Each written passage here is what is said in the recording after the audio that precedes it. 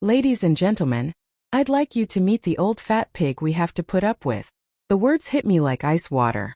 Standing there in my emerald green dress that had cost more than most people's monthly rent, I watched Bradley's new bride, Sophia, gesture toward me with a champagne flute while her wealthy family erupted in laughter. Then her father's face went white as fresh snow. Wait, aren't you Margaret Harrison, my new boss at Harrison Industries? Where are you watching from today? Drop your location in the comments below and hit that like and subscribe button. Let me tell you how I ended up being called a pig at my own son's wedding. The wedding I'd paid for entirely, down to the last rose petal. 2 hours earlier, I'd been adjusting Bradley's bow tie in the church vest, proud as any mother could be. "Thanks for everything, Mom," he'd said, not quite meeting my eyes. I know the wedding cost a fortune, $300,000 to be exact. Not that I was counting. I'd watched him fidget with his cufflinks, the ones his father wore at our wedding 32 years ago, before cancer took him when Bradley was 12.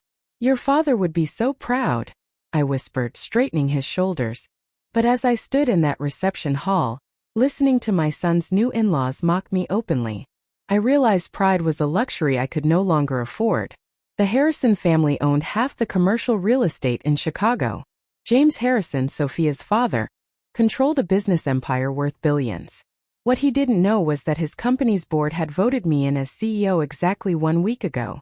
My first official day was Monday morning.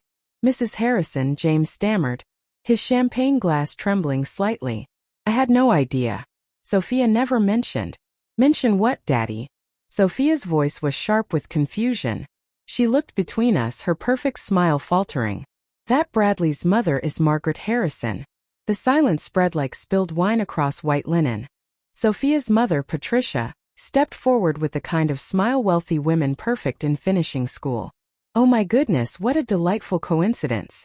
You share the same last name as my husband's company." "Not a coincidence," I said calmly, watching James's face cycle through several shades of pale. "I kept my married name after my husband died. Harrison Industries was his family's business. I inherited his shares when he passed. The math was simple enough, even for people distracted by champagne. Controlling interest, voting power, the ability to hire and fire anyone I pleased." Sophia's laughter died completely. "You're saying you own Daddy's company?" "Not own, dear. Control." I smiled the same smile I'd used in 100 board meetings. "There's a difference." Bradley appeared at my elbow, finally sensing the tension. "Mom, is everything okay?" I looked at my son, this man I'd raised alone after losing his father, who'd worked 2 jobs to put through business school, who'd sacrificed everything to give him every opportunity, and realized he'd positioned himself slightly closer to his new wife than to me. "Everything's perfect, sweetheart," I said, patting his arm. "I was just getting acquainted with your new family." James cleared his throat, his business instincts finally kicking in. "Mrs. Harrison, perhaps we could schedule a meeting next week. I'd love to discuss." Monday morning, I interrupted smoothly. 9 o'clock sharp. "My assistant will send you the address." I turned to Sophia with my warmest smile. "Congratulations on your marriage, dear. I'm sure we'll be seeing much more of each other." As I walked away, I heard Sophia hiss to her mother, "Why didn't you tell me she was somebody important?" "We didn't know." Patricia whispered back frantically. "Your father said Bradley's mother was just some middle-class widow." "Just some middle-class widow." The words followed me to the ladies' room where I locked the door and stared at my reflection. My dress was elegant, my jewelry modest but real, my makeup perfect despite the emotional earthquake I just experienced. In the mirror, I saw a woman who'd spent 30 years building a business empire in her husband's memory.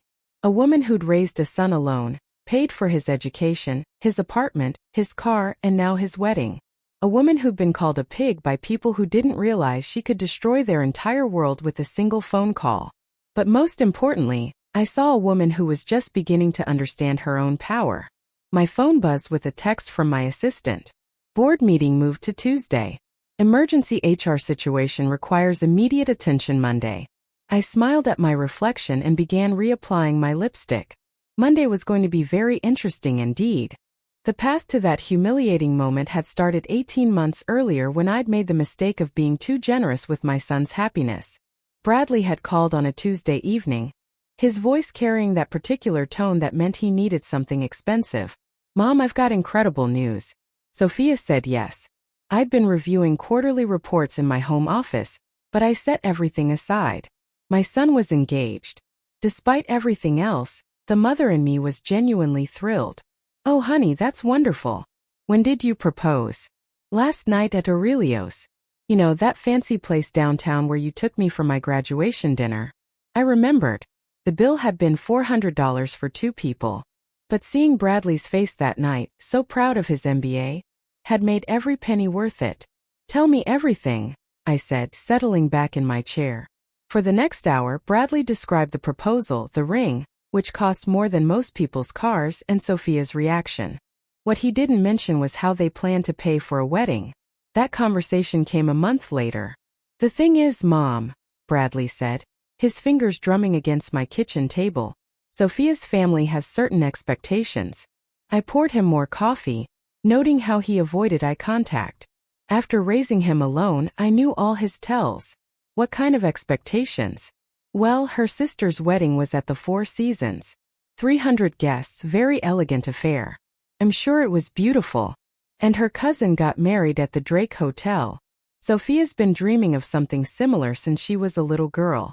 I waited. In business, silence was often the most powerful negotiation tool. "The venues she's looking at are around $200,000, he said quickly. "Just for the basics, not including flowers, music, photography, all the other things." 200,000. I repeated calmly. "I know it sounds like a lot, but Mom, she's the one. I want to give her everything she deserves." "What about what you deserve?" I thought. "What about what I deserve after sacrificing everything for your happiness?" But I looked at my son's face, so hopeful, so young, despite being 31 years old. And I felt the familiar tug of maternal love overriding common sense. "Have you talked to Sophia about a smaller wedding?" "You don't understand. Her family, they're wealthy, Mom. Really wealthy. Her father owns Harrison Industries." The irony wasn't lost on me. My son had no idea that I'd been quietly acquiring shares in James Harrison's company for years, building toward the controlling interests my husband had always dreamed of securing. "And you feel pressure to match their lifestyle." "I want to be worthy of her," he said simply. Those 6 words broke my heart. I'd raised this boy to believe he was worthy of anything, anyone. How had I failed so completely that he thought love required a price tag? "Bradley, if she loves you, a courthouse ceremony would be enough." "Mom, please. I'm not asking you to pay for everything. Just help us get started. I'll pay you back once my career takes off." His career. Bradley had graduated with his MBA a year earlier and was working at a mid-level consulting firm, making decent money, but nowhere near enough to support the lifestyle he'd grown accustomed to through Sophia's family. "How much help are we talking about?" "Maybe $250,000. 300 at most. $300,000. The number sat between us like an unwelcome dinner guest. "Bradley, that's more money than most people make in 5 years." "I know, but you can afford it, right? The business is doing well." And after Dad's life insurance, he trailed off, realizing how callous that sounded. My husband's death had indeed left me financially comfortable. But hearing my son calculate the value of his father's life so casually made me feel sick. "Let me think about it," I said. That night I sat in my husband's study and looking at his photograph on the desk. We'd built Harrison Industries together, starting with a single small office building and growing it into one of Chicago's premier commercial real estate companies. After he died, I'd continued expanding, making strategic acquisitions, building the empire he'd envisioned. "What would you do?" I asked his picture, but I already knew the answer. Robert had always been too generous with Bradley, unable to deny him anything. It was one of the few areas where we disagreed. The next morning, I called Bradley and told him yes. Looking back now, standing in that bathroom mirror after being called a pig by my son's new in-laws, I realized that single word, yes, had been the beginning of my transformation from doing mother into something far more dangerous. Because by Monday morning I would be their new boss. And unlike my son, they were about to learn that my generosity had limits. Monday morning arrived with Chicago's typical autumn chill, and I dressed accordingly. Power suit, minimal jewelry, Hair pulled back in the style that had intimidated corporate America for the past 20 years. At exactly 9 o'clock, I walked into the Harrison Industries boardroom where James Harrison sat fidgeting with his phone like a nervous teenager. "Mrs. Harrison," he stood quickly, extending his hand. "Thank you for agreeing to meet so early." "Mr. Harrison," I replied, taking the seat at the head of the conference table that was rightfully mine. "Though I think we need to clarify something before we begin." I opened my briefcase and removed a folder containing the stock certificates, board resolutions, and legal documentation that proved my controlling interest in his family's company. As of last Monday, I own 51% of Harrison Industries, which means this is my boardroom and you work for me. James' face cycled through several emotions before settling on barely controlled panic. "Mrs. Harrison, I think there's been some misunderstanding. This company has been in my family for 3 generations. Built on land and initial capital provided by my husband's grandfather in 1952, I corrected calmly. "Your grandfather was the junior partner, Mr. Harrison. The contracts are quite clear." I slid a manila envelope across the polished table. Inside were photocopies of the original partnership agreements, documents I'd spent years tracking down through legal archives and private collections. "Your family managed the business beautifully, while maintaining minority ownership. But when my husband died, his shares passed to me. I've spent the last 15 years quietly purchasing additional stock whenever it became available." "This is impossible," James whispered. But his hand shook as he flipped through the paperwork. "The impossible part," I said, allowing a small smile, "is that you didn't notice your own board approved my appointments to key positions. Your CFO reports directly to me. Your legal team answers my calls." James looked up with something approaching horror. "What do you want?" "First, I want an apology for your daughter's behavior at the wedding reception. Sophia can be spirited. She didn't mean anything by those comments. She called me a pig, Mr. Harrison, in front of 200 guests, including my son. She's young. She's 28 years old and married to my son. Old enough to understand consequences." I leaned forward slightly. "Here's what's going to happen. Sophia will call me today and apologize sincerely for her behavior.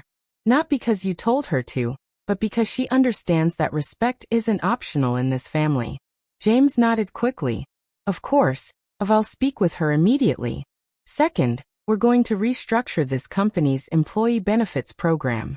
I've reviewed your current policies, and they're embarrassingly inadequate for a business of this size." This was actually true. Harrison Industries employed over 300 people, but their health insurance was mediocre and their retirement plan was nearly non-existent. "The improvements will cost approximately $2 million annually," I continued. "Consider it my contribution to social responsibility." $2 million. James's voice cracked slightly. "You can afford it. I've seen your profit margins." I pulled out another folder. This one containing detailed financial analysis I'd commissioned months earlier. Every expense, every revenue stream, every hidden asset the company possessed. "Third, your son-in-law, Bradley, will be receiving a promotion to senior associate with appropriate salary adjustment. He's actually quite bright when he applies himself." I didn't realize Bradley worked here. "He doesn't yet." I smiled again, this time with genuine warmth. "His first day is Wednesday." James stared at me like I just declared myself Queen of Illinois. "Mrs. Harrison, I need to discuss these changes with my staff, my attorneys. Your attorneys already reviewed everything last week. They're very thorough." I stood closing my briefcase with a decisive snap. "The employee benefits announcement will be made Thursday. Sophia's apology will happen today. Bradley's promotion will be effective immediately." I walked toward the door, then paused with my hand on the handle. "Oh, and Mr. Harrison, in the future, when your family gathers to discuss the middle-class widow your daughter married into, you might want to mention that said widow now controls your family's primary source of income." James's mouth opened and closed like a fish out of water. "Have a lovely day," I said cheerfully, and walked out into my new corporate empire. By noon, my assistant had fielded 6 phone calls from various Harrison family members, 3 from their family attorney, and 1 very panicked voicemail from Sophia herself. "Mrs. Harrison, this is Sophia, Bradley's wife. My father explained that there's been some sort of misunderstanding about the company, and I wanted to call and I hope we can discuss things like family." I listened to the message twice, noting the careful way she avoided mentioning the pig comment or offering any actual apology. 2 p.m. She called again. This time her voice was noticeably shakier. Mrs. Harrison, I realize my comments at the reception may have been inappropriate. I was nervous meeting Bradley's family, and sometimes I say things without thinking. I hope you can understand. Still no real apology. Still positioning herself as the victim. The third call came at 4:30 p.m. Mrs. Harrison, please call me back. I think we got off on the wrong foot and I'd really like to make this right. Bradley is upset. My father is having some kind of crisis, and I just want to understand what's happening. I deleted all 3 messages without returning her calls. Tuesday morning, James Harrison appeared at my office door at 8 a.m. Sharp, looking like he hadn't slept. Mrs. Harrison, please. Sophia is beside herself. She's young and made a mistake. Surely we can work this out as reasonable people. I gestured to the chair across from my desk. Mr. Harrison, let me explain something about reasonable behavior. When someone pays for your daughter's entire wedding, venue, food, flowers, music, photography, reasonable behavior would be gratitude or at minimum basic courtesy. You paid for the wedding. Every penny, $312,000. I pulled out the receipts I'd requested from Bradley the night before. Would you like to see the invoices? James stared at the papers spread across my desk, his face growing paler with each line item. She had no idea, he whispered. No, she didn't. Because your family makes assumptions about people without bothering to learn the facts. I stood up and walked to the window overlooking downtown Chicago, watching the morning traffic crawl through the streets below. But here's what I find most interesting, Mr. Harrison. Your daughter can afford to mock the woman who paid for her wedding, because she knows her family has money. She can afford to be cruel because she's never faced consequences for her actions. I turned back to him with a smile that would have made sharks nervous. That's about to change. By Thursday afternoon, the employee benefits announcement had sent shockwaves through Harrison Industries that reached far beyond the office walls. Word spread quickly through Chicago's tight-knit business community. Margaret Harrison wasn't just the new CEO. She was the new sheriff, and she was making changes. The first sign that my message was being received came Wednesday evening when Bradley called. His voice tight with confusion and something that might have been fear. Mom, Sophia's father offered me a job today. Senior associate, starting salary, $90,000 plus benefits. It's a great opportunity, but it feels weird, like charity. And Sophia's been acting strange since the wedding. She won't tell me what's wrong. Just keeps asking questions about our family's finances. I smiled into my phone. Did you take the job? Well, yes. I mean, it's double what I was making at the consulting firm. But Mom, did you have something to do with this? Bradley, you're a bright young man with an MBA and strong analytical skills. Perhaps Mr. Harrison simply recognized your potential. Right, he said, but his tone suggested he wasn't buying it. Mom, is there something you're not telling me about the Harrison family? Why don't you ask your wife? She might have some insights. The second sign came Thursday morning when my assistant informed me that Mrs. Patricia Harrison, Sophia's mother, had requested a lunch meeting.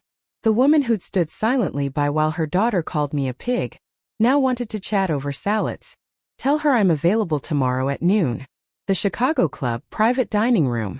Friday arrived gray and drizzly, perfectly matching my mood as I sat in the elegant dining room, waiting for Patricia Harrison to make her entrance. She arrived precisely on time, dressed in the kind of understated elegance that screamed expensive without being flashy. Margaret, she said warmly, as if we were old friends. Thank you so much for agreeing to meet.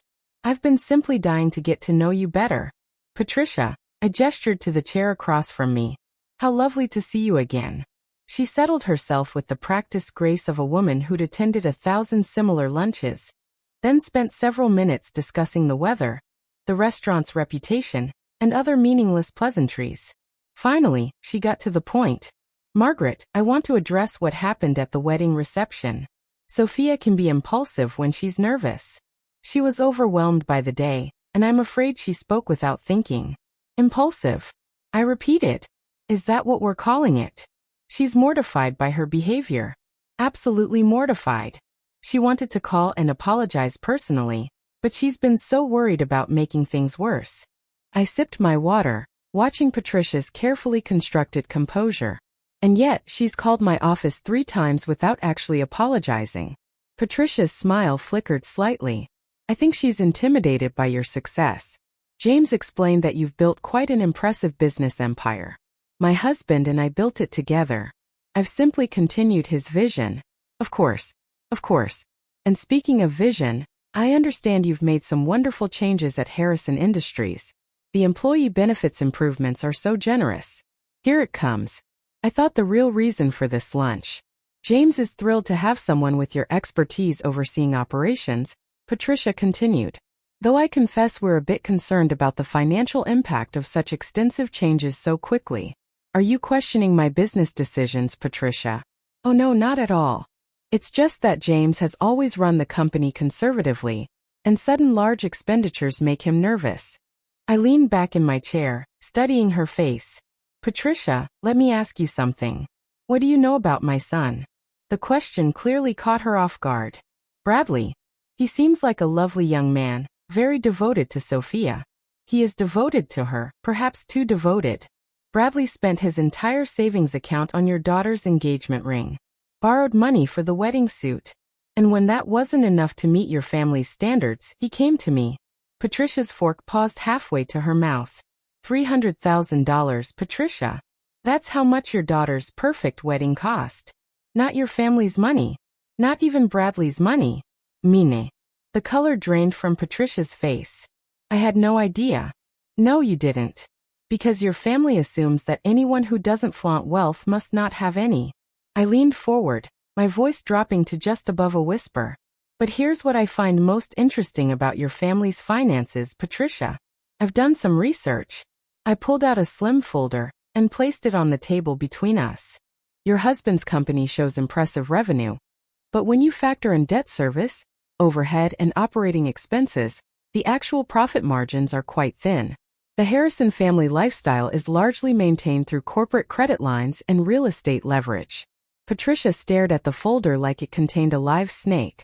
In other words, your family's wealth is mostly theoretical, beautiful on paper, but highly vulnerable to market fluctuations or changes in corporate leadership. What are you saying? I'm saying that I could fire your husband tomorrow and replace him with someone who actually understands modern business practices. I could restructure the company's debt obligations. I could sell off assets your family considers untouchable.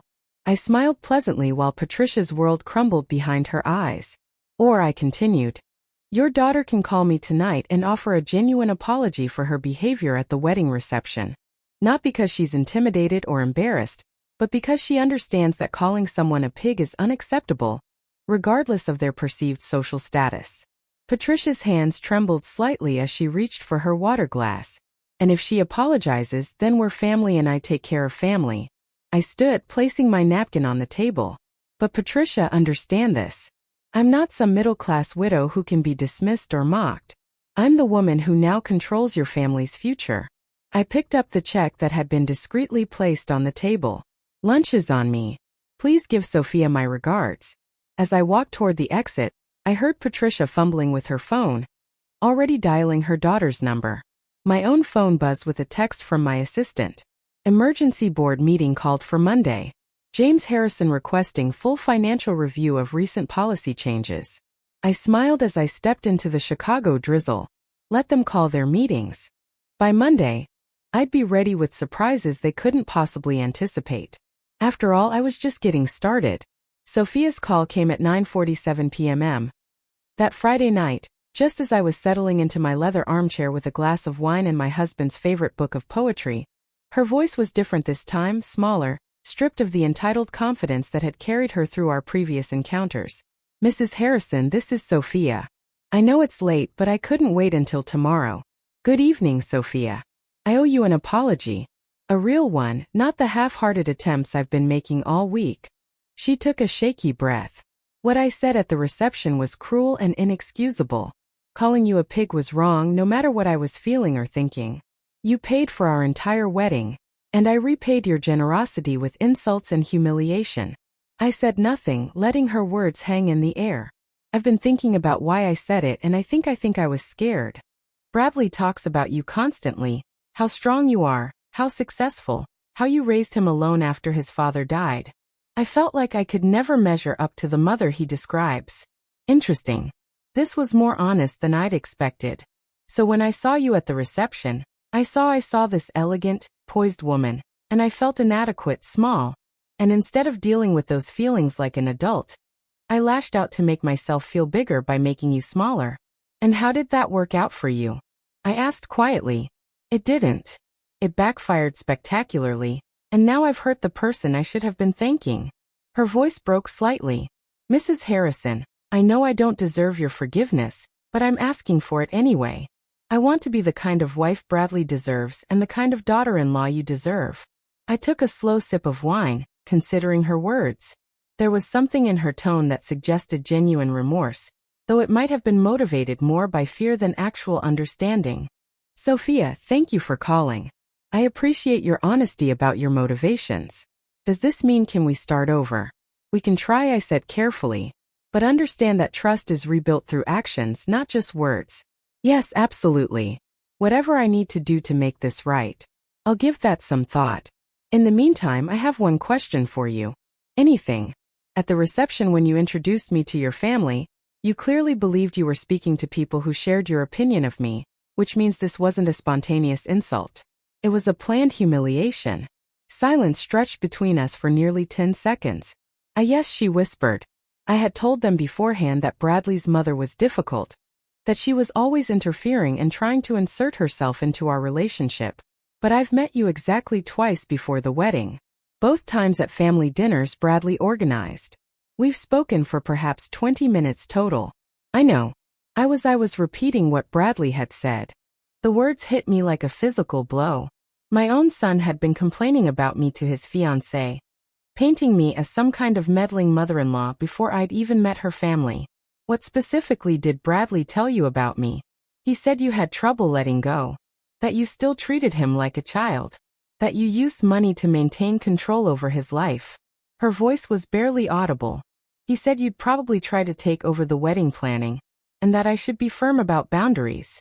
I closed my eyes, feeling something fundamental shift inside my chest. The son I'd raised, supported, and sacrificed for had been systematically undermining me to justify accepting my financial support while rejecting my emotional presence. Sophia, thank you for your honesty. That took courage. Mrs. Harrison, I realize now that everything he told me was wrong. You're not controlling. You're generous. You're not interfering. You're loving. I should have formed my own opinion instead of accepting his characterization. Yes, you should have. I stood and walked to the window looking out at the city lights. But Bradley is my son, and his opinion matters most in this situation.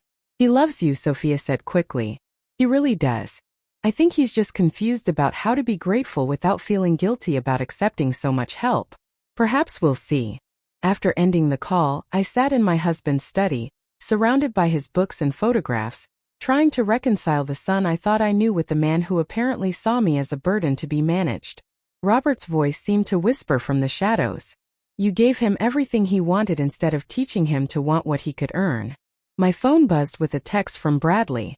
Mom, Sophia said she talked to you tonight. I hope we can all have dinner soon and work things out. I hate that there's tension in the family. I stared at the message for a long time before responding. We definitely need to talk soon. Saturday morning brought an unexpected visitor. I was reading the business section of the Tribune when my doorbell rang at 8 a.m. Through the peephole, I saw James Harrison standing on my front porch looking like he'd aged 5 years in the past week. Mr. Harrison, I said, opening the door. This is a surprise. Mrs. Harrison, I apologize for the early hour. I was hoping we could speak privately before Monday's board meeting. I led him to my living room, noting how his eyes took in the understated elegance of my home. Quality furniture, original artwork, family photographs that spoke of a life well lived rather than wealth displayed. Coffee, please. He settled into the chair across from my sofa, his hands clasped tightly in his lap. Mrs. Harrison, I want to be direct. I've called an emergency board meeting because I need to understand your intentions for Harrison Industries. My intentions are simple: to run a profitable, ethical business that serves its employees and community well. The employee benefits changes alone will cost the company nearly $2 million annually. The facility improvements you've authorized add another $500,000. These aren't sustainable expenditures given our current profit margins. I poured coffee from the silver service that had been my wedding gift 32 years earlier. James, what do you know about your company's actual financial position? I know we're profitable but conservative. We maintain steady growth without taking unnecessary risks. You're profitable but stagnant. I corrected. Your company owns 37 commercial properties in prime Chicago locations. The rental income alone should generate 50% more revenue than you're currently showing. I handed him a coffee cup and sat down with my own. Your problem isn't profitability, James. It's management. You're running a 21st century real estate empire with 1980s business practices. I've been in this business for 30 years, he said stiffly. And you've done adequately, but adequately isn't enough anymore. I smiled, but there was no warmth in it. Which brings us to Monday's board meeting. James shifted uncomfortably. The board has some concerns about the rapid pace of change under new leadership. The board consists of 7 members. 3 were appointed by me over the past 18 months. 2 others are longtime business associates who respect my husband's legacy. That leaves you and your cousin Edward. I watched his face as the mathematics of corporate democracy sank in. In other words, James, your emergency board meeting is going to be very educational for you. He set down his coffee cup with shaking hands. What do you want from us? From my family. I want what I've always wanted. Respect, not for my money, not for my corporate position, but for me as a person worthy of basic human decency.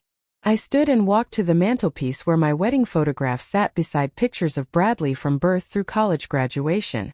Your daughter called me a pig at my son's wedding, James.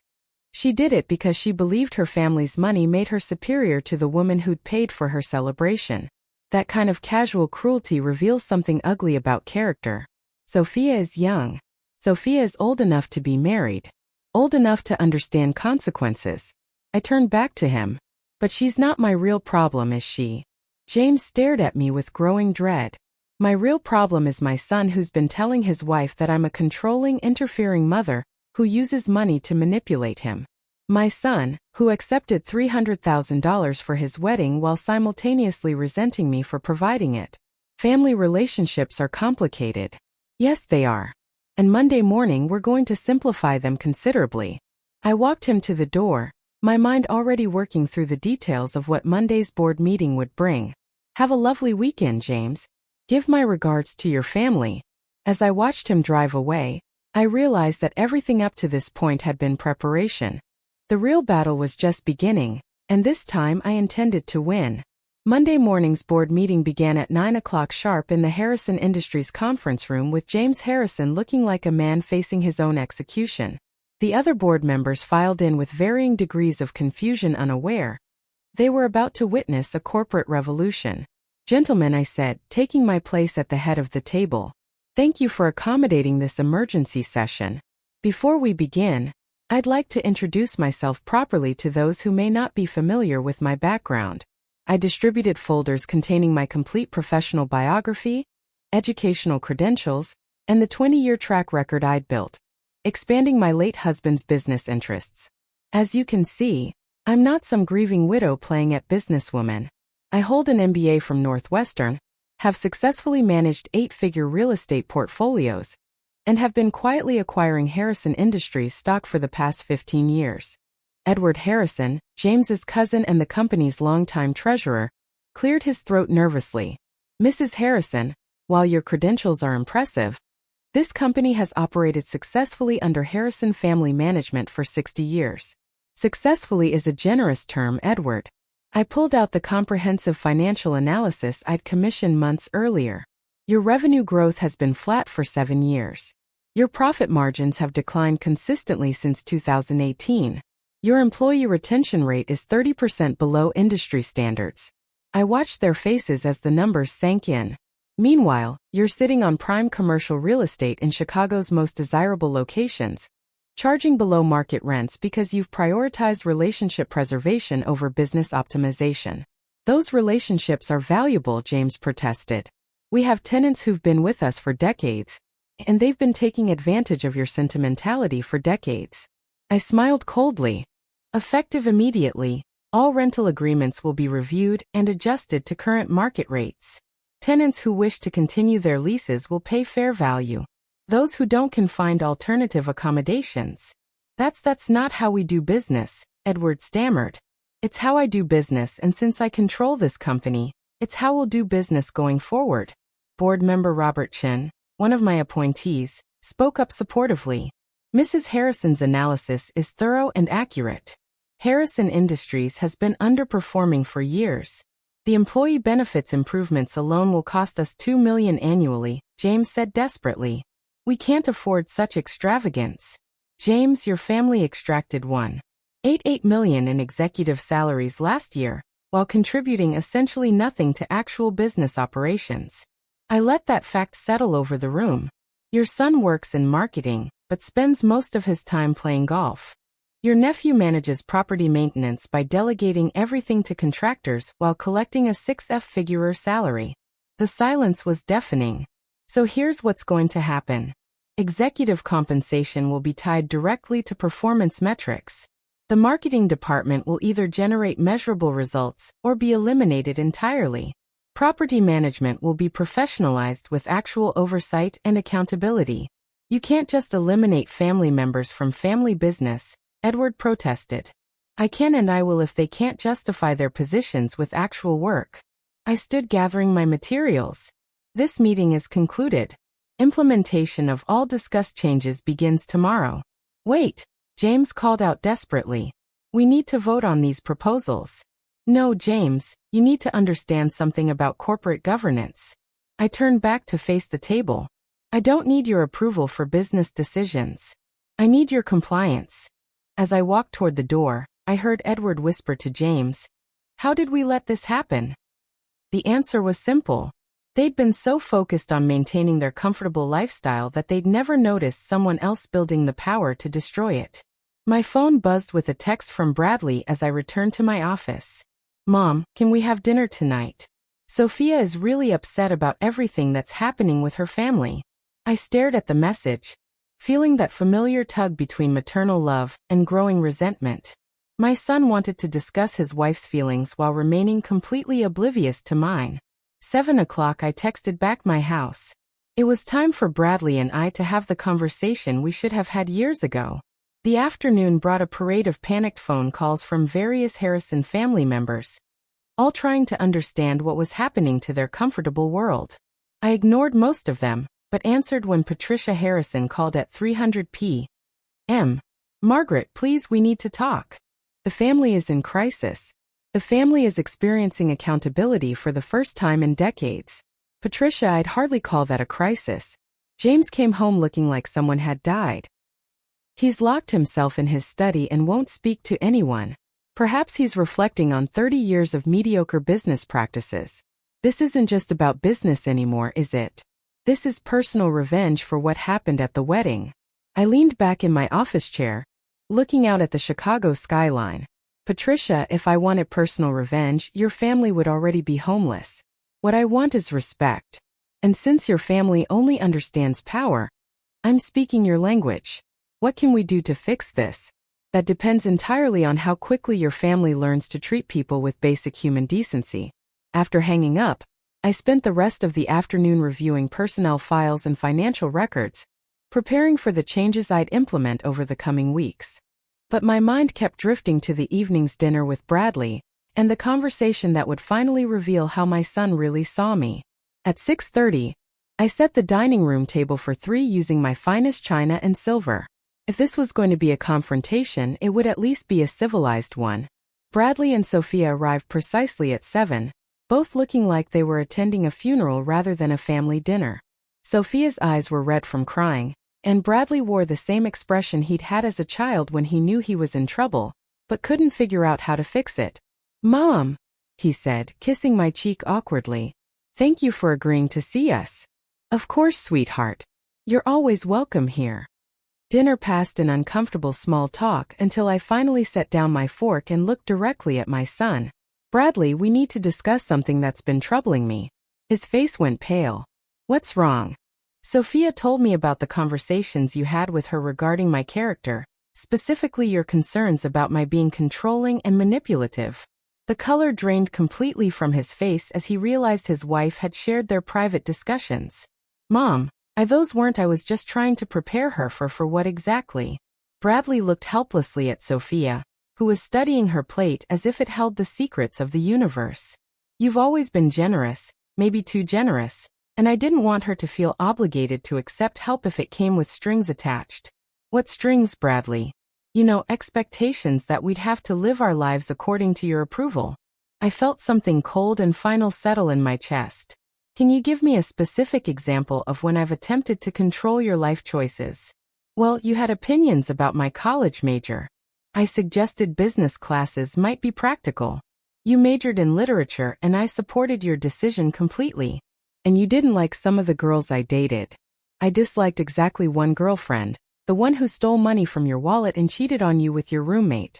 You eventually agreed with my assessment. Bradley squirmed in his chair, clearly realizing his examples weren't supporting his case. The point is, I wanted Sophia to know she didn't have to accept your help if it made her uncomfortable. Except she did accept my help. You both did. $300,000 worth of help. And we're grateful. No, Bradley, you're resentful. I stood up, my voice remaining calm despite the rage building inside me. You wanted my money but not my presence. You wanted my support but not my opinions. You wanted me to be a bank, not a mother. That's not true. Then explain to me why your wife felt comfortable calling me a pig in public. Explain to me why she believed her family would find that entertaining rather than horrifying. Sophia finally looked up, tears streaming down her face. Because I told them what Bradley said about you. About how you used money to stay involved in his life when he wanted independence. The words hung in the air like poison gas. I see. I walked to the window looking out at my garden. So, my financial support for your education, your car, your apartment, your wedding. All of that was manipulation rather than love. Mom, you know that's not what I meant. Actually, Bradley, I think it's exactly what you meant. I turned back to face them both. And you know what? You're right. I have been using money to maintain our relationship. Both of them stared at me in shock. But starting tomorrow, that ends completely. What do you mean it ends? Bradley's voice cracked slightly, and I recognized the tone from his childhood. The moment when he realized his actions had consequences he hadn't considered. I mean, I'm done being your ATM, sweetheart. I walked back to the table, but remained standing, looking down at my son and his wife. No more birthday checks, Christmas gifts, emergency loans, or surprise assistance with bills. Mom, you can't be serious. I'm completely serious. You wanted independence from my supposed manipulation, and I'm giving it to you. I smiled, but there was no warmth in it. Effective immediately. You're financially independent. Sophia looked panic-stricken. Mrs. Harrison, I think there's been a misunderstanding. We never said we didn't want your support. No, Viv. You just said I was using that support to control your lives. Well, problem solved. Bradley jumped up from his chair. This is crazy. One stupid comment at a wedding, and you're cutting us off completely. One stupid comment. My voice remained dangerously calm. Bradley, your wife called me a pig at your wedding while surrounded by her family who laughed along, because you had already painted me as some kind of interfering burden they had to tolerate. I never called you a burden.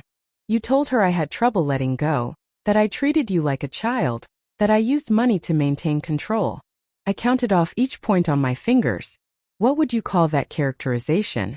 Bradley sat back down heavily, finally understanding the magnitude of what he'd done. But Mom, I was trying to manage expectations. Sophia's family has money, and I didn't want them to think you were some kind of charity case. So instead you made me sound like a manipulative old woman who couldn't accept that her son had grown up. That's not what I meant, but it is what you said. And more importantly, it's what you believed. I walked to the sideboard and poured myself a glass of wine with steady hands. Tell me, Bradley, when exactly did I become such a burden to you? You're not a burden. When did helping you through college become manipulation?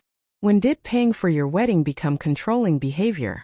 When did loving you become something you needed to apologize for to your new in-laws?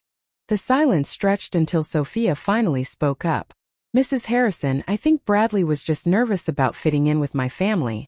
He wanted to seem independent and successful, and he couldn't seem independent and successful with a mother who supported him.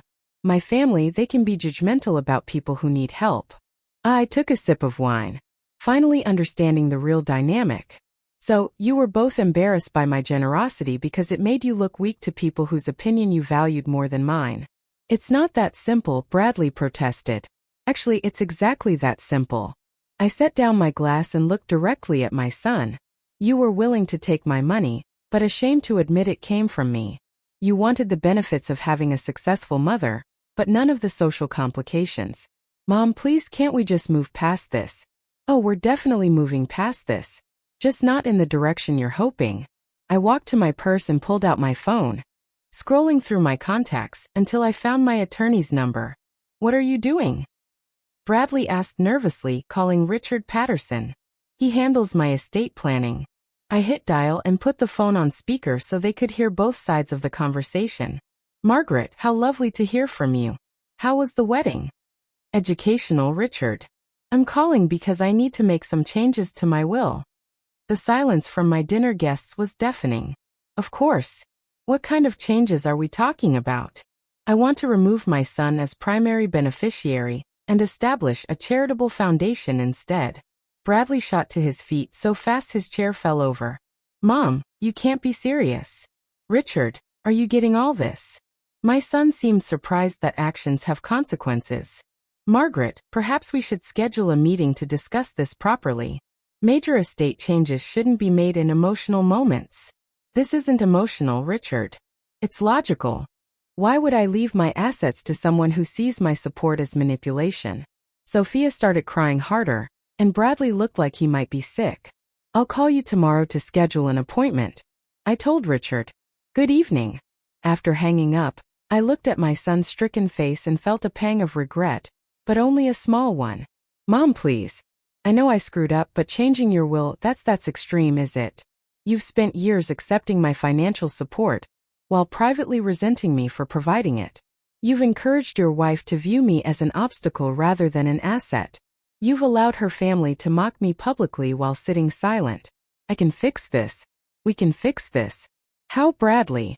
How exactly do you fix years of taking someone for granted? I'll talk to Sophia's family. I'll make them understand that they were wrong about you. They weren't wrong about me, sweetheart. They were wrong about my willingness to tolerate disrespect. I walked back to the table and began clearing the dinner plates. Your wife apologized beautifully the other night, sincere, thoughtful, honest about her motivations. But you know what she also revealed? I paused in my plate clearing to look directly at him that every cruel thing she believed about me came from you. Bradley slumped back into his chair. I never meant for it to go this far. No, you just meant to have your cake and eat it too. Take my money while distancing yourself from any obligation to respect the person providing it. What can I do? His voice was barely a whisper. You can start by being honest with yourself about why you really resented my involvement in your life. I don't understand. You resented it because it reminded you that you weren't as independent and successful as you wanted to believe. Every time I helped you financially, it wounded your pride. Bradley stared at me with growing recognition. But instead of refusing the help or working harder to become truly self-sufficient, you chose a third option, accepting the money while vilifying the source.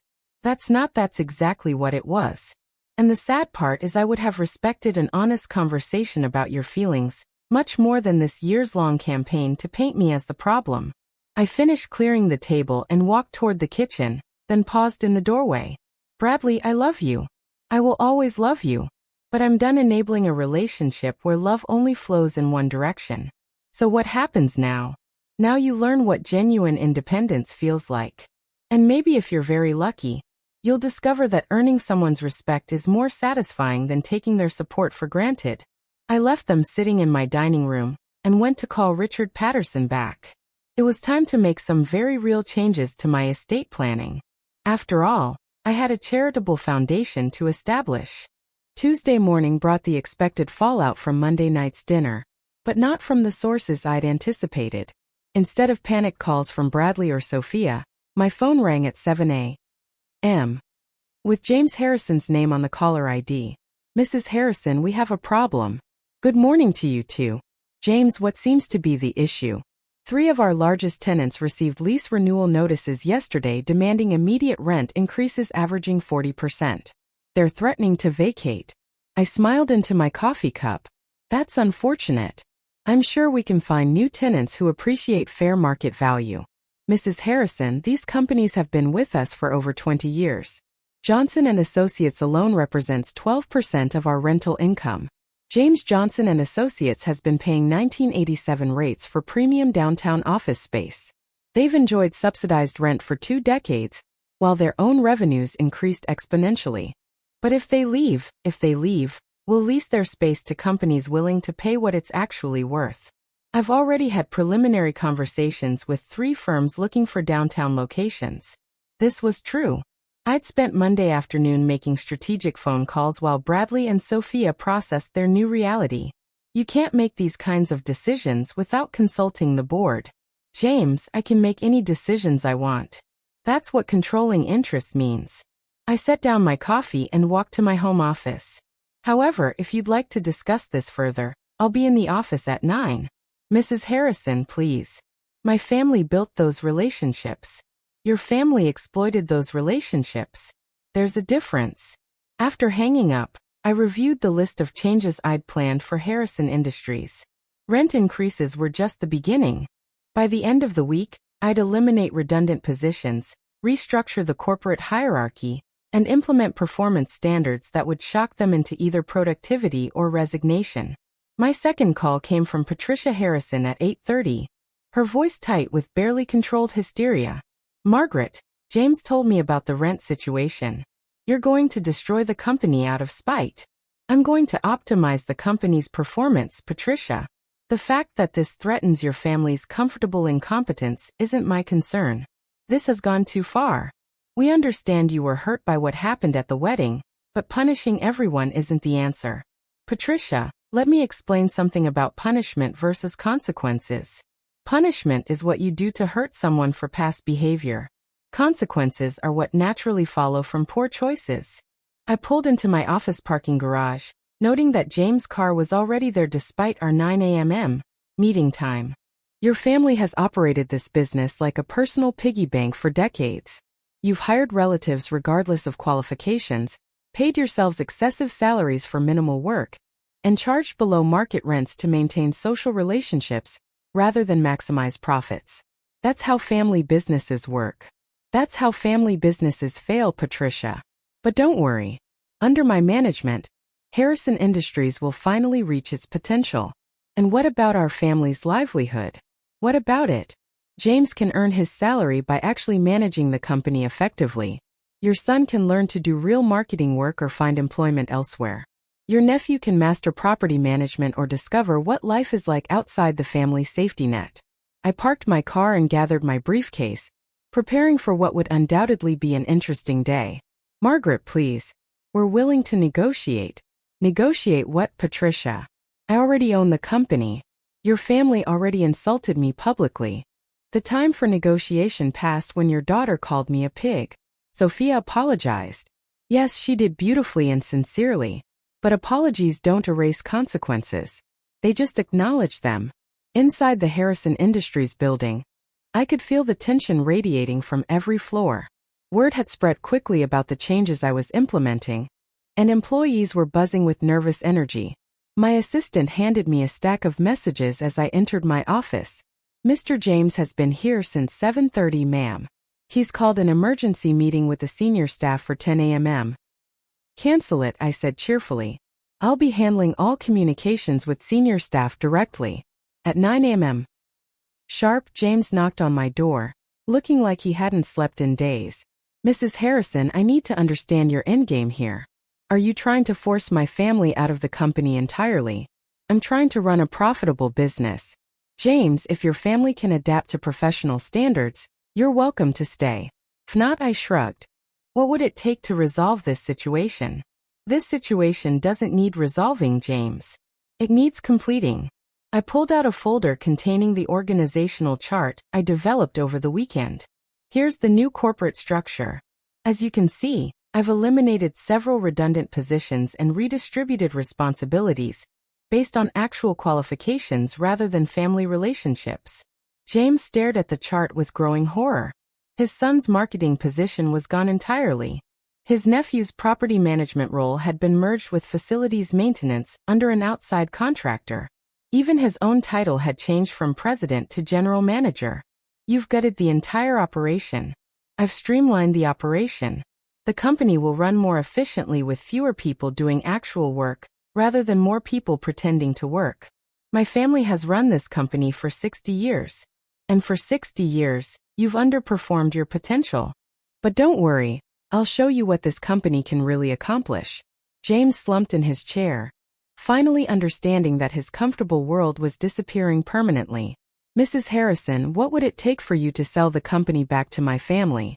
The question hung in the air while I considered my response. Finally, I smiled.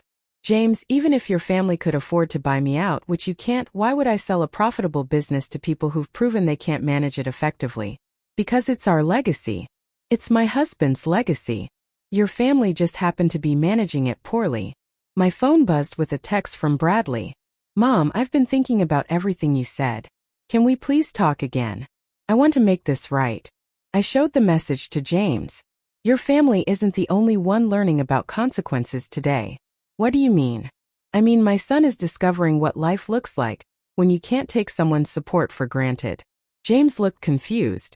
So, I explained about Bradley's financial independence and my estate planning changes. You disinherited your own son. I'm considering it. He'll need to demonstrate that he values our relationship for more than just its financial benefits. That's incredibly harsh. James, your daughter called me a pig at my son's wedding.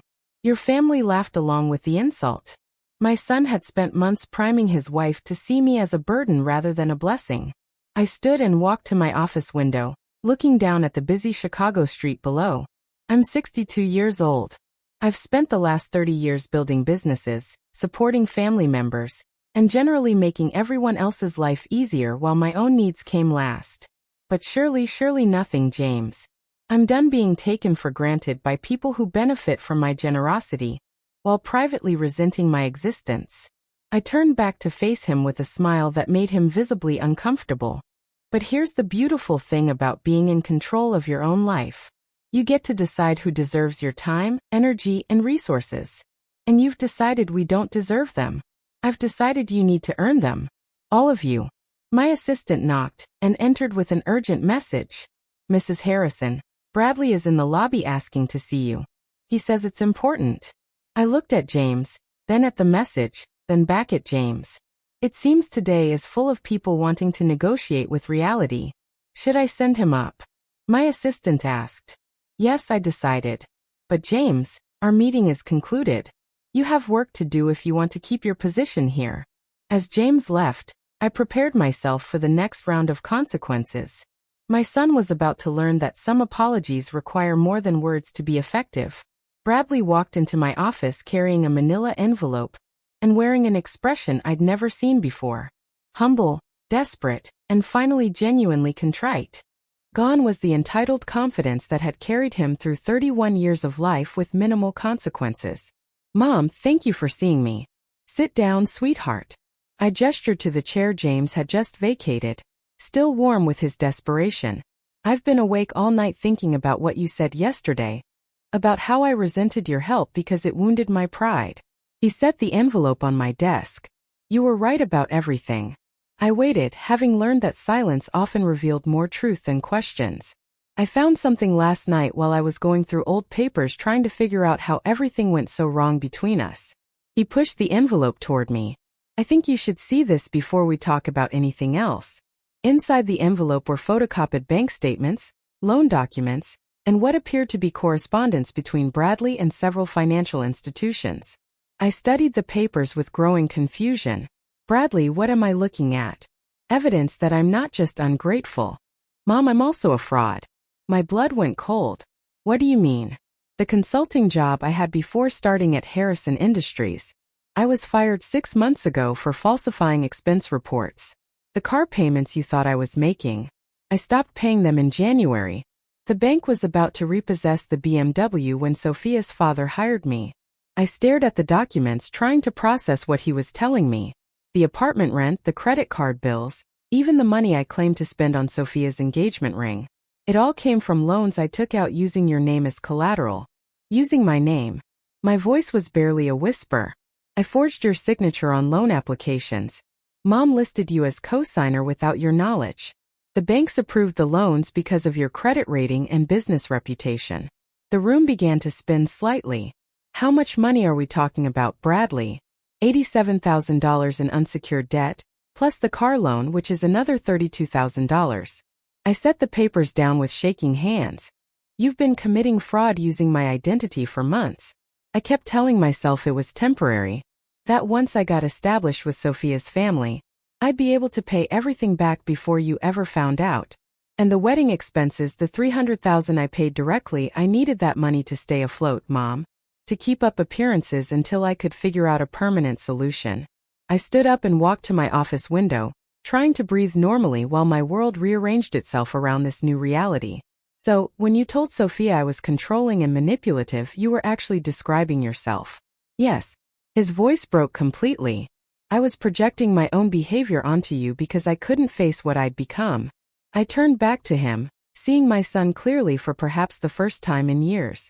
Not the successful, independent man I believed I was raising, but someone who'd been lying, stealing, and manipulating his way through life while blaming others for his problems. Bradley, do you understand what you've done? This isn't just about money. I know. I've destroyed your trust. I've committed crimes using your identity. I've ruined everything. You've also put me at legal risk. If those banks discover the forged signatures, they won't. They shouldn't. The loans are current as long as I keep making minimum payments from my new salary. And if you can't make those payments, then you'd be liable for the full amounts plus interest and penalties. I sat back down, my mind racing through the legal and financial implications. Identity theft, fraud, forgery. These weren't just family relationship issues. They were federal crimes. Why, Bradley? Why risk everything for a lifestyle you couldn't afford? As I was ashamed. He was crying now, tears streaming down his face. Sophia's family has so much money, and I wanted to be worthy of her. I wanted to be successful and independent like you raised me to be. But you weren't independent. You were drowning in debt while pretending to be successful. I know. And when you offered to pay for the wedding, I saw it as my salvation. I thought if I could just get through the first year of marriage, establish myself with her family, maybe get promoted or find a better job. You thought you could lie your way to success. I thought I could buy enough time to make it true. I pulled out my phone and scrolled to my attorney's number. What are you doing? Bradley asked in panic. Calling Richard Patterson. We need legal advice about how to handle this situation. Mom, please. If this becomes public, it'll destroy my marriage, my career, everything. Bradley, it's already destroyed. The question now is how much damage we can contain. I hit dial and waited for Richard to answer. Margaret, twice in 2 days. Are you having an estate planning crisis? Richard, I need to see you immediately. My son has just confessed to committing identity theft using my name to secure fraudulent loans. The silence on the other end of the phone lasted several seconds. How much money are we talking about? Approximately $120,000 in various loans and credit agreements. Jesus, Margaret, when can you be here? Give me an hour. After hanging up, I looked at my son, this stranger who'd been masquerading as the man I thought I'd raised. Bradley, here's what's going to happen. We're going to see my attorney and determine the best way to resolve this legally. You're going to cooperate fully with whatever course of action he recommends. And then you're going to learn what accountability actually means. Are you going to have me arrested? The question hung between us while I considered my options. On one hand, Bradley was my son, and despite everything, I loved him. On the other hand, he'd committed serious crimes that could have destroyed my reputation and financial stability. I don't know yet, I said honestly. But I'll tell you this. The days of protecting you from the consequences of your choices are over permanently. Bradley nodded miserably. I understand you. Because I don't think you've understood consequences at all up to this point. I'm ready to face whatever happens. We'll see. I gathered the loan documents and put them back in the envelope, my hands steadier now than they'd been when I first read them. One more question, Bradley. Does Sophia know about any of this? No. She thinks I'm successful and financially stable. She has no idea about the loans or the job situation. So she married you under false pretenses. I guess yes. I looked at my son, this man I'd raised to be honest and responsible, who'd instead become a liar and a criminal, and felt something fundamental shift inside me. The next conversation would be with Richard Patterson about damage control and legal strategy. But the conversation after that would be with Sophia Harrison about the man she'd actually married. Because if my family was going to fall apart, at least it would be based on truth instead of lies. 3 hours later, I sat in Richard Patterson's law office with Bradley beside me, watching my attorney review the evidence of my son's systematic fraud with the grim professionalism of a man who'd seen too many family disasters. The good news, Richard finally said, is that we can resolve this without criminal charges if we act quickly and strategically. Bradley sagged with relief, but I remained tense. What's the bad news? The bad news is that Margaret will need to assume responsibility for all the debts to protect her own credit rating and reputation. If the banks discover the forged signatures, they'll pursue both civil and criminal remedies. How much will this cost me in total? Richard consulted his notes. Approximately $137,000 to pay off all existing loans plus interest and penalties. However, if we handle this correctly, we can characterize the payments as family assistance rather than fraud remediation. I looked at Bradley, who was staring at his hands in shame. And what happens to my son? Bradley will sign confession documents acknowledging his actions, agree to immediate repayment terms, and submit to financial monitoring for the next 5 years. He'll also need to undergo counseling for gambling and financial addiction. I don't have a gambling problem, Bradley protested weakly. You forged your mother's signature on loan documents to maintain a lifestyle you couldn't afford, Richard said sharply. That's addictive behavior, regardless of the underlying compulsion. I stood and walked to the window overlooking downtown Chicago. The same view I'd been staring at for the past week while my life rearranged itself around unwelcome truths. Richard, prepare whatever documents you need. I'll cover the debts and Bradley will comply with your repayment plan. Mom, I can't ask you to. You're not asking, Bradley. I'm deciding because unlike you, I take responsibility for cleaning up messes instead of creating bigger ones. Richard handed us several documents to sign, and within an hour, the legal framework was in place. Bradley would keep his job at Harrison Industries, but every penny of his salary above basic living expenses would go toward repaying me. It would take him approximately 8 years. As we left Richard's office, Bradley finally asked the question I'd been waiting for. What happens with Sophia? Are you going to tell her about the loans and the lies? I'm going to tell her the truth, Bradley. Something you should have done before you married her. She'll leave me. She might, but she deserves to make that choice based on reality instead of fantasy. We drove back to Harrison Industries in silence, both lost in our own thoughts about the wreckage we'd discovered. When we arrived, my assistant handed me an urgent message. Mrs. Harrison, Sophia called 3 times asking to meet with you. She sounded quite distressed. Did she say, what about something about discovering financial documents in Bradley's home office? Bradley went white. Oh God. She found the loan papers I'd hidden. It seemed Sophia Harrison was about to learn some uncomfortable truths about her new husband, whether I told her or not. An hour later, Sophia sat in my office crying hysterically while Bradley slumped in the chair beside her, no longer even attempting to maintain his facade. I found loan applications with your signature, Mrs. Harrison, except the handwriting didn't match the signature on our wedding checks. She looked between Bradley and me with red-rimmed eyes. Bradley forged your name, didn't he? Yes, I said simply. How much money? More than you want to know. Sophia turned to her husband with the expression of complete bewilderment. Who are you? Because you're not the man I married. I'm the same person. No, the person I married had a successful career and financial stability. The person I married wasn't drowning in debt and committing crimes to hide it. She stood up and began pacing around my office like a caged animal. My father hired you at Harrison Industries because I begged him to help my husband advance his career. But you didn't need career advancement. You needed fraud intervention. Sophia, please.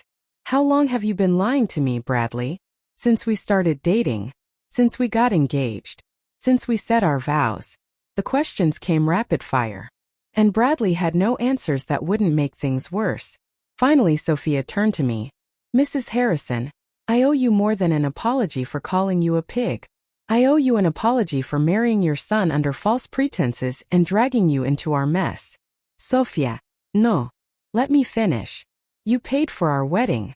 You've been supporting Bradley financially for years, and now you're cleaning up his criminal activity. Meanwhile, I've been resenting you for being too involved in his life. She sat back down, her composure completely shattered. The truth is, you haven't been involved enough. If you'd known what he was really like, maybe you could have stopped this before it destroyed everything. I looked at this young woman who'd called me a pig 6 days earlier, and now sat in my office facing the collapse of her marriage, and possibly her family's business relationships. Sophia, what do you want to do now? I want to go home to my parents and pretend this never happened. But I can't, can I? Because my family's business relationship with you depends on how I handle this situation. She was sharper than I'd given her credit for.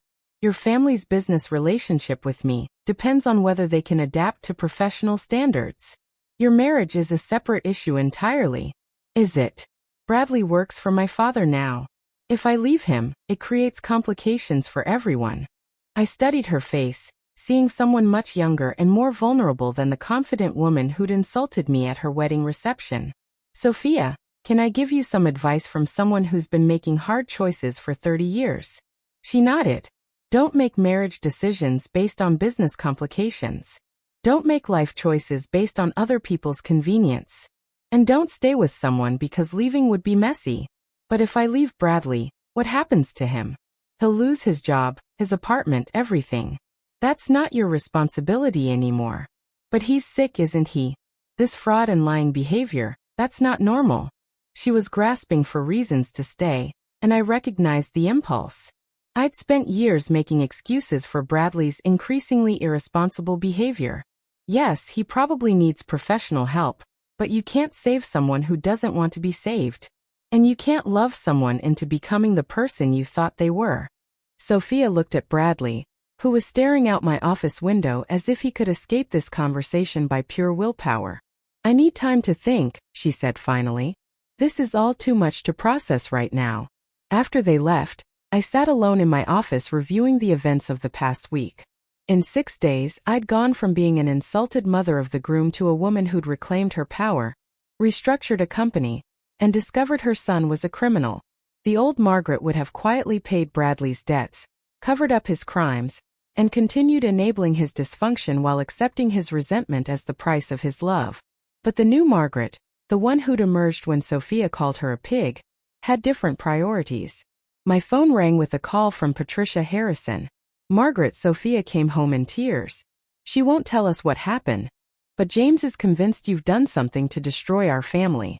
Patricia, your family is destroying itself. I'm just refusing to enable the process.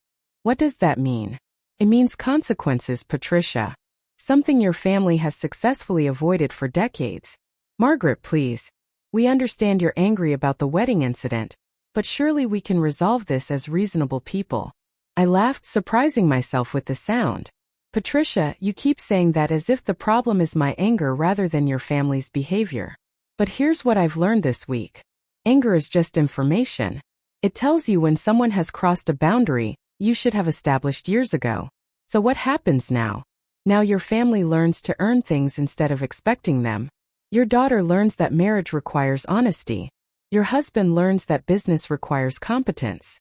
And your son-in-law learns that crimes have consequences. You're destroying everything we've built. No, Patricia. I'm revealing what you actually built versus what you pretended to build. The destruction was already there. I just stopped pretending not to see it.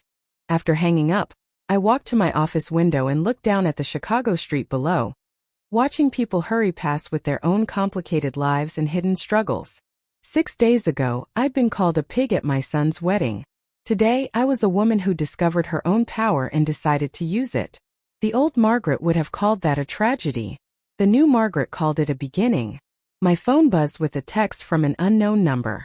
Mrs. Harrison, this is Sophia. Thank you for your honesty today. I'm going to stay with my parents while I figure things out. I hope we can talk again soon when everything isn't so complicated. I smiled and typed back. Take all the time you need, and Sophia, you're stronger than you know. Outside my window, Chicago continued its eternal dance of ambition and consequence. And for the first time in years, I felt like I was dancing instead of just watching from the sidelines. After all, it's never too late to stop being taken for granted, even by yourself. Thanks for listening. Don't forget to subscribe and feel free to share your story in the comments. Your voice matters.